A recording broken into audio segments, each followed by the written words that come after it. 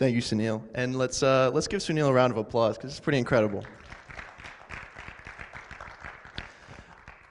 All right. As he said, my name's Ryan Alcorn, and I go to Herndon High School. Herndon has a lot of stories, and I'm going to tell you a story that you might not know about. So, for the sake of the story, it's about this guy. We're going to call him Primo, and it's about how the community came together to support him in a time of need. I met Primo last year in a personal fitness class. He was a pretty short guy, pretty quiet. I didn't know a lot about him, but he seemed nice. He was Hispanic, just seemed like a regular guy. And we got to know each other because we were in the same weight group. He was pretty strong. He was a pretty strong guy. So I had to work to keep up with him. But we started to get to know each other through Spanglish. I spoke a little bit of Spanish. He spoke a little bit of English. But we became close friends. And he actually turned out he had the same lunch as I did. And so his friends became my friends and vice versa. So it was pretty nice. And we started to hang out outside of school. He would come over to my house. And I remember one day he came over, and I didn't have my license yet. So my mom drove him home. And she's fluent in Spanish. So she and him could connect a little better than I could. And I remember she drove back. She was home. And she had tears in her eyes. And I said, Mom, what's going on? What happened? And Primo had opened up to her about his story and his past. And it turns out that Primo grew up in a very poor part of El Salvador. And when he was 5 years old, his parents actually left for the United States to make more money that he could send back. So he was living in El Salvador with his grandmother and his younger sister. And if you know anything about El Salvador, there's a lot of gang violence, and it's an impoverished country. And as he got older, he was turning into a teenager, things got worse, and gang violence increased. And he told me a story about there was a festival, and there was an old man in the community, and it turned out at the end of the festival, the old man had been killed by a gang member. And things were getting a lot worse. And at one point, he was actually invited to join a gang, and he didn't join. For moral reasons, and he also knew that if he joined, then he would become a target for other gangs. So his parents, his grandmother, and him decided it was time to come to America. And they came. Long story short, it's quite a story, but they got to the United States, he and his sister, and they met up, they reunited, and they ended up in Herndon. Now, once he was in the United States, things were better, but they weren't perfect. And I remember in personal fitness class, sometimes he wasn't always giving it 100%. Sometimes he seemed tired, and sometimes he wouldn't show up at all. And originally, I thought that he was just lazy.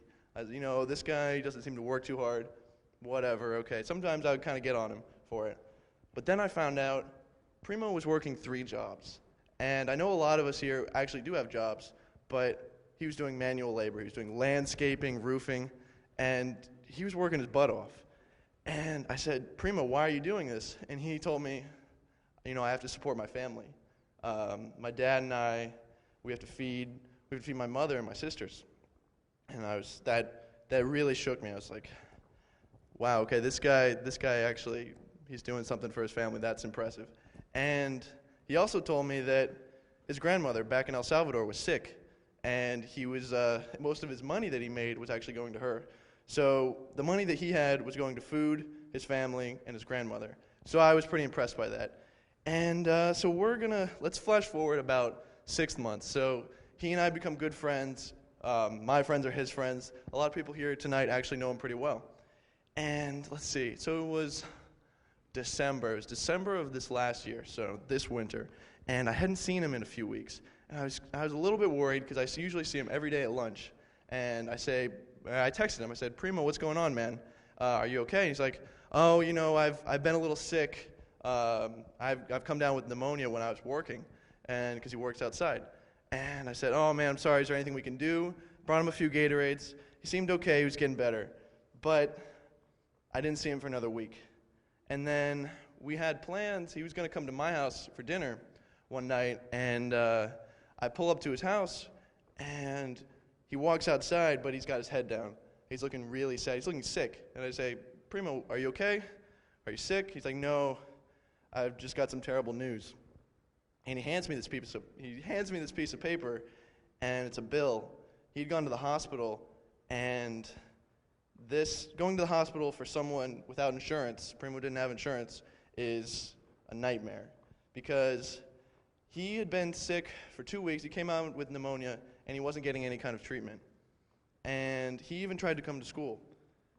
And when he was at school, he started throwing up blood. So he went to the nurse. The nurse said, you know what, I'm calling an ambulance. You got to go to the ER. You got to get antibiotics. And kind of almost against his will, he went. And he was there for 4 hours. And when I see the bill, I had no idea what was going on. I see the bill is $4,000. And $4,000 for 4 hours at the hospital. So he comes over. He says, you know, I might have to drop out of school because I can't afford to pay this. And I tell him, you know, I say, I think it's going to be okay. We're going to figure something out. At the time, he didn't believe it, and honestly, I didn't believe it either. But he came over, and we're like, we're going to figure something out. I was talking to my mom. I drive him home. We still haven't figured we have no idea what we're going to do. We don't have that kind of money. Obviously, he doesn't have that kind of money. And I get home, and I say, hey, Mom, what about this idea? I've heard of GoFundMe. GoFundMe is this website, and it's also an app where you can donate to different campaigns. And I was like, she told me, she said, that's a great idea, but you have to make sure you get Primo's approval. And so I said, you know, I text him right away. I say, Primo, how about this? What if we got people together, we set up this campaign, and people could donate? And I was expecting him to be super excited. Yeah, yes, of course. And he says, no. Who's going to donate to me, a guy like me? No one knows me. Who cares? And I said, Primo, that's just not true. And I listed a whole bunch of names, people in this room right now, of people who I knew cared about this guy and were going to help out. And he's like, all right, let's do it. Let's try it out. And so I put it together at 7 p.m. that night, and by 7 a.m. the next morning, 30 people had donated, and we had $2,000 in 12 hours overnight. That was pretty incredible. And I saw him at lunch. I said, hey, did you see this? Did you see this? And he was just beaming. I'd never seen him so happy. He's like, wow, I can't believe this. And most of the people who donated in those first 12 hours were students at this high school. And I'm really proud to be a part of those students. And I'm really happy to know those people.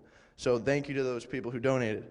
And then another 24 hours after that, not only had we hit our $4,000 goal, we had made an additional $1,000. So we ended up with $5,000 in 36 hours. And that was incredible. I remember seeing him and just how happy he was. But the coolest thing was, a lot of the people who donated, they had never met Primo.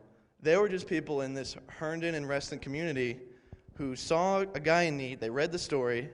They said, hey, this kid's in trouble. He needs help. He sounds like a good guy. We're going to help him out. And they did. And people donated from $5 to $500. And this blew me away, just the outpouring of love and support. And not only did it show Primo what an amazing community we have, but it showed me. And if I can leave you with one thing, it's that if you can create an opportunity for people to do good, people are always looking to do good. And it just shows what an amazing community we have here in Herndon. So thank you to everyone, and thank you, Herndon High School.